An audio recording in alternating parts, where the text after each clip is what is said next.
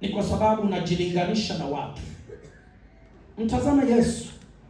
Wale ambao daima wanatuisha macho yao kumtazama Yesu, kila wakati watajiona walivyo wapungufu. Kadri unavyosogea karibu na Yesu, ndivyo unavyojiona mpungufu.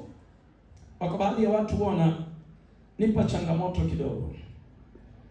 Yakija kanisani kwenye makambi kama hivi, akiona mhubiri anahubiri maneno fulani makali, utamsikia anasema leo amewapata. Leo amewapasha. Wewe ulifuata nini? Ulifuata nini kanisani? Maana tunapokuja mbele za Mungu kwa kukutana na uso wa Mungu na utakatifu wa Mungu, tunajiona mapungufu yetu, tunaanguka mbele za Bwana. Wewe kama unakuja unakaa mpaka unaondoka ukiwa mtakatifu kama ulivyokuja, ulifuata nini?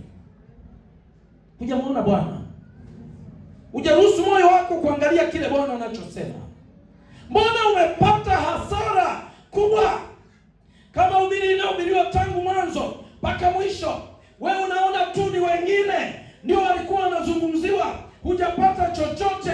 Ibada ile ni hasara kubwa kwako. Nimwangalia Isaya kwa namna ya mfano, kuanzia sura ya 1 mpaka ya 6.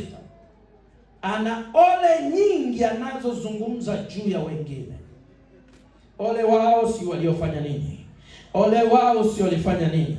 Mpaka sura ya 6, alipomuona Bwana, alipoona ukuu wa Bwana, alipoona utakatifu wa Bwana, mara hii Isaya hasemi ole wao, mara hii anasema ole wangu mimi, maana mimi ni mtu mwenye midomo michafu. Natamani katika kambi hili kila mtu akisimama azungumze, au kwaya ikiimba, Bwana azungumze kitu fulani kwako kitakacho kufanya unyenyekee zaidi mbele za Bwana. Hata kama ni kisa kinasimuliwa, Bwana azungumze kitu fulani kwako. Maana ndio maana ya kuja kumwabudu, ili atufungulie neno lake,